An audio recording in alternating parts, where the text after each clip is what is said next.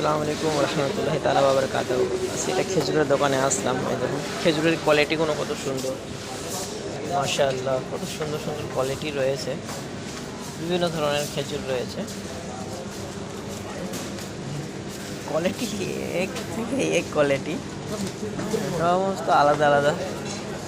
আরও দেখাই আপনাকে, এই যে সামনের দিকটা দেখুন কত সুন্দর সুন্দর খেজুরগুলো, মনে হচ্ছে রসগোল্লা। মাশাআল্লাহ, খেজুরের ভিতরে বাদাম দেওয়া রয়েছে, সাদা তিল দেওয়া রয়েছে,